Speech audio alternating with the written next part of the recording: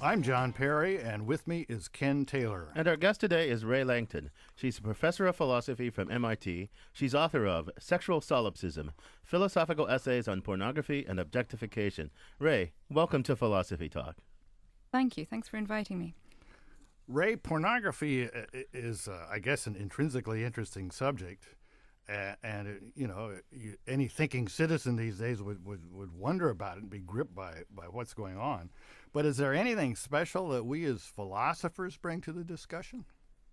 Well, you and Ken have already been bringing one thing to the discussion, which is the question of whether definitions matter and whether definitions need to be value neutral or whether they ought to capture a pejorative reading or what.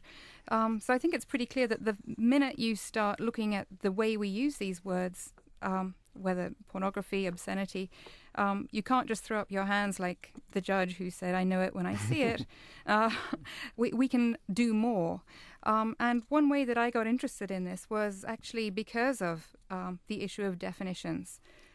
So give us your own working definition of pornography. Well, I don't know if I have one of my own. In a way, I'm quite happy to work with whatever definition you start with. But then I completely agree with what John said when he said that if you decide to define pornography in terms of sexually explicit material that's designed to arouse, so you've got the explicit part and the purpose or function part of the definition, that's value neutral, but then our interest will be in a subset of that material, and we'll ask, let's suppose that there's some material that satisfies that general definition.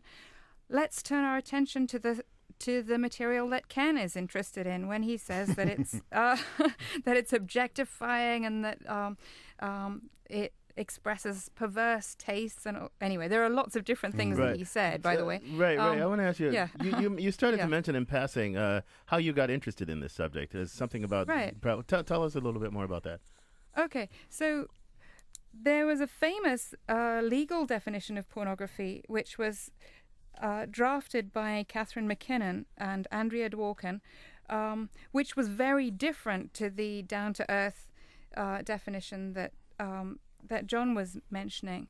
So McKinnon famously defined pornography as the graphic, sexually explicit subordination of women in pictures or words that also includes women dehumanized as sexual objects, things or commodities, enjoying pain or humiliation or rape. And then the definition goes on for quite a lot longer, specifying the content that would be typical for pornography as she was defining it. Now, the legislation famously made pornography a civil rights violation against women. So clearly what it's doing is turning attention to what would be a subset of the pornography that John was thinking about, and saying, look, we are going to call this subset pornography, and we're going to define it as a civil rights violation, as subordination of women. There were interesting questions about why it didn't go through, the legislation in question. It wasn't, by the way, a ban. It was trying to make traffic in pornography civilly actionable, rather than banning it. But what got me interested in as a philosopher was the attention that was given to the question, does pornography subordinate women? Could pornography be the graphic, sexually explicit subordination of women? Because one thing that happened when the case went to court, obviously, was that it came up against the massive edifice of First Amendment doctrine. But another thing that happened is the judges complained that it was conceptually confused.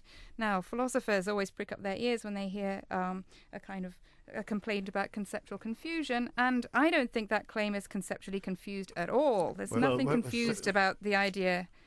Okay, so do you want me to say what they thought was confused? No, we're gonna hold that for our next segment, because we're getting up to it. You're listening to Philosophy Talk. Today we're discussing pornography with Rae Langton, author of Sexual Solipsism, Essays on Pornography and Objectification. Coming up, what, if anything, is bad about pornography? Is pornography intrinsically bad, or bad just because of its social consequences? Is one person's perversion another's erotic pleasure? Are there objective facts about what is pornographic and what is not? Join us by calling toll-free at 1-800-525-9917. That's 1-800-525-9917. Or you can email us at comments@philosophytalk.org. What's so bad about pornography? Plus, your calls and emails when Philosophy Talk continues. Podcasts of Philosophy Talk are now available. Purchase a podcast and help keep Philosophy Talk on the air. Visit our website, philosophytalk.org. Pornography is the topic here on Philosophy Talk. I'm John Perry. And I'm Ken Taylor. What's wrong with seeing an old flame in a pornographic magazine? Is pornography bad in and of itself? Are there objective facts about what is pornographic and what is not? And what do you think? Our toll-free number is 1-800-525-9917, 1-800-525-9917. And you can email us at comments@philosophytalk.org. Join the discussion. Our guest is Rae Langton, author of Sexual Solipsism. So, Ray, I want to go back to this question of whether certain kinds of representations. Let's not worry about the definition just right now. Okay. But certain kinds of sexual representations are intrinsically and morally problematic. I take it that you side with McKinnon and think certain kinds are. Do I have that right? And can you explain why you think that and what kinds are? Okay, well, McKinnon herself would want to say that pornography is not a moral issue. She has an essay with that title. So what she is wanting to focus on, and what feminists have been wanting to focus on, is the idea that it's a political issue. So the analogy would be between pornography, certain sorts of pornography, let's restrict our attention, and hate speech. So, suppose pornography creates a climate where sexual violence is more likely. That isn't just a moral issue. That's a political issue, because sexual violence is part of what keeps women down. So part of the debate about pornography is going to be a political debate.